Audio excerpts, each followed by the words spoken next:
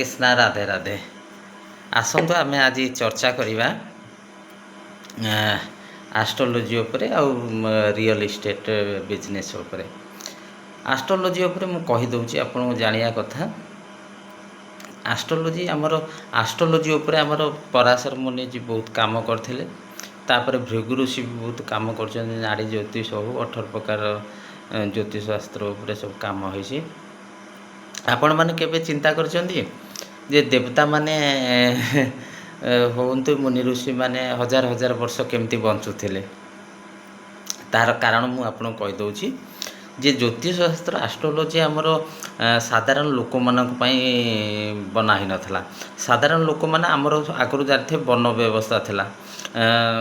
क्षत्रिय वैश्य शूद्र आउ कौन ब्राह्मण से माने निज निज ब्राह्मण माने से सेवा करथिले, मंदिर करथिले, पाठ ज्ञान शास्त्र तर्क ये सब डिस्कशन करथिले। ता सहित माने मंदिर पाखे देखिबा आगरु सब आगरु तो पानी जलर व्यवस्था एमती नथला। कूप गुड़िक थिला से कूपर पानी नेउथिले। आपण भाबिबे जे जाति वर्ण काई आसला नाही सेति पई जे अलगा माने सब माने जो आपण थिले आमर जाति वर्ण हिसाब रे जे कहीं एठा को जाऊथिले अन्य लोक माने जानुथिले जेमती कि ब्राह्मण क्षेत्र वैश्य शूद्र मानक नाई से पानीटा होची आमर जेतेबेले मंदिर काम रे लागे सेतेबेले प्रसाद करा जाए। पानी तो विष पापी परिबनी। पानीर महत्व थिला जे कोनोसी शुभ कार्य लागियो मंदिर रे चढ़ा जाए। ता सहित मंदिर भोजन कार्य लागे, मंदिर पूजा काम रे लागे, आउ प्रसाद सेवन रे जलर पानर व्यवस्था करा जाए। तेणु करी सेटा शुद्धि करा जाए। सेति पई नथला जे कूप को से मानको अलाउ कर नथला शूद्र मानको। सेटा होची भूल धारणा। सेटा हमको रूल अनुसार हमको जेतेबेले मोगल माने आसले ब्रिटिश माने आसले आमर माने सेतेबेले एते जाति मेरा डिवीजन नथला, सेगमेंटेशन नथला। तापर धीरे धीरे धीरे धीरे धीरे धीरे धीरे ब्रिटिश रूल होला बेल को बहुत प्रकार जाति आसी गला। माने वर्णरू माने आमे जाति विशेष को पळे आसले। छाड़ू सेटा तो अलग कथा। मु खाली इनफॉरमेशन पाई टिके आपन को जनैली। ज्योतिष शास्त्र देवता मानक पाई आ मुनि ऋषि मानक पाई आ ता सहित आमर कोन ना राजा महाराजा पाई मना होतला। केमिति मना होतला? राजा महाराजा से मानकर वास्तु ज्योतिष बहुत फॉलो करथले। वास्तु अनुसार कारागार कोठी हबो, वास्तु अनुसार राजा महाराजा से मानकर मंदिर परिकल्पना करथले, नगर परिकल्पना, राजप्रसाद परिकल्पना करथले। राजप्रसाद केमिति हबा दरकार, को जगह से माने युद्ध गृह रहिबो, युद्धर जो आसबाबपत्र अच्छी तोप बंधुक गोला बारूद तीर धनु ये सब रहिबो। आ से मानकर परिक्रमणा कोड रहिबो, से मानकर झरका कोड रहिबो। ज्योतिष शास्त्र राजा महाराज साधारण लोक माने तो कर्म थिले। जाति वर्ण हे गला ब्राह्मण ब्राह्मण काम करिवो, शूद्र शूद्र काम करिवो, क्षत्रिय से माने राज कार्य करिवे, बेश कैटेगोरी लोक माने कोन करते माने व्यापार वाणिज्य व्यवसाय करिवे। ए सब कार्य थिला। किंतु राजा महाराज साधारण लोक मानकु से माने चाहुनतले साधारण लोक तो निज नित्य कर्म रे व्यस्त थिले। सेमान पई सेथि पई ज्योतिष शास्त्र सेमान पाखरे पहुँच पानतला। आजिका डेट रे समस्त पाखरे ज्योतिष शास्त्र पहुँचे। ज्योतिष शास्त्र होची सबठार मूल आउ माने आम इएर आउ सब जिनस होची आमर एटा होची माने जहा को कहते आपण सेटा रूट। एस्ट्रोलॉजी बिना किछि ही परिबनी।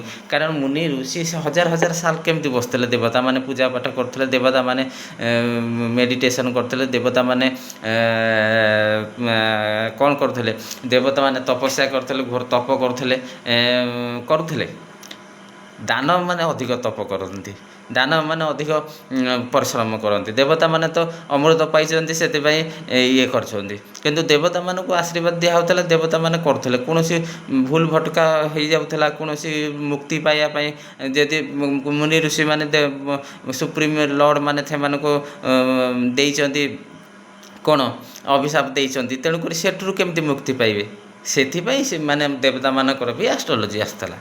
राजा महाराजा बहुत भाव करते आमर सुप्रीमकोर्ट को मैंने रही ब्रह्मा विष्णु महेश आउ लक्ष्मी दुर्गा और सरस्वती ये सुप्रीमकोर्ट सब लोग भावती आम जे सुप्रीमकोर्ट को पूजा करदे सबकिछि पाइबा ना ज्योतिष शास्त्र आमर गोटे अतिमित्र देवता अच्छी अतिमित्र देवता पाखे आम पहुँचवा जमीक आम गोटे कौन अर्गानाइजेसन को जाऊँ आम गोटे जाऊँ आमर कम रहा आम साधारणतः आमर गोटे अंचल आम रोचे आम अंचल कौट रहा पंचायत ऑफिस आम जाकर प्रोब्लेम कहवा ना पाख आख लोक पाखे पया आम डायरेक्ट कलेक्टर पाख जाऊनी स्तर वाइज स्तर हूँ सेमती जाई पहुँचवा आम जाई कलेक्टर पाखे पहुँचले आम कथा शुणव कि आम जाकि गोटे राष्ट्रपति पाखे पहुँचले कर आमर स्तर अच्छी डिपार्टमेंट अच्छे आमर कौन इश्यू कौन क्या पाखक जावा दरकार तेणुक सेगमेंट कराई सुप्रीम लॉर्ड माने समस्ते सेगमेंट कर सब कार्यपाई कौटी कौट पहुँचबार आ गोटे कथा कहीदे आपण मैंने केवे भी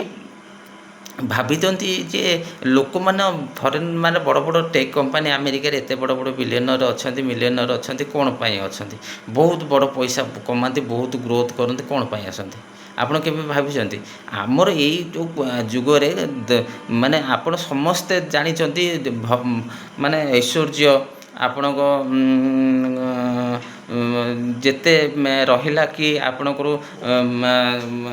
ग्रो करेंगे आपने एक्सपांड करेंगे आपण को ऐश्वर्य हम आपण सम्मान ये सब नेम फेम ये सब कमती मिल आप निजे चिंता करूँ जेतिक माने देवता माने सब रहिले कौन अमृतपान कर परिश्रम कम आउ कौन करती ना सी माने गोटे गोटे दिया जी जल देवता है जी वायु देवता है डिपार्टमेंट कराई किंतु दानव माने देखो तो बहुत परिश्रम करती बहुत माने तपस्या करती बहुत विधि करती पूजा पाठ करती मंत्रतंत्र करती कौन पाई करती दानव मान अधिक परिश्रम करते अधिक ग्रह करते आपड़ के जानते गोटे कथा कहीदे आज मन रखु जे समस्त पूजा कर सुप्रीम लॉर्ड मानक किंतु कौन जगार देखते आमर गोटे आजिका देवतार सबू देवता सुप्रीम लॉर्ड को पूजा हो किंतु ब्रह्मा को केवे पूजा करा जाउनी कहीं पूरा जाउनी किंतु आपण केवे भाविचंती ब्रह्मा को कौ माने पूजा करते ब्रह्मा को जो माने पूजा करचंती से ऐश्वर्य परिपूर्ण होइचंती आपण कार भी एग्जांपल नहीं जातु फरेन माने जिते बड़ बड़ टेक कंपनी जिते बड़ एमएनसी कंपनी रहा कॉर्पोरेट कंपनी रहा आपण केवे भाविचंती सब आमर गोटे ही जगार राजस्थान रे आमर ब्रह्मा मंदिर अच्छी ब्रह्मा से आपण सेठी को केवे जीवा को चेष्टा करंतु आपण जाहाँती ब्रह्मा को पूजा करंतु देखिए आपण ब्रह्मदेव पाखे पहुँचतु से दर्शन करंतु आपण केमती कर फरेनर मैंने आसिक बड़ बड़ कंपनी बनुँच बड़ बड़ आमर किंतु भारतीय लोक मैंने ब्रह्मदेव पाखक पहुँची पारना आपण ये जुगरे देखु ब्रह्मदेव को जाकर दर्शन करूँ से मनस्कामना जनातु देखिए आपण केमती ग्रो करेंगे थरे जाइए आप जातु राजस्थान ब्रह्मा मंदिर को जातु सेठी जाइए आप देखूँ आपण कौन परिलक्षित होचे आपण कौन चेंजेस होचे जिते बड़ बड़ रही वर्ल्ड सब टेक कंपनी ठू आरंभ कर बड़ बड़ बिलियनरी समस्ते जाइछंती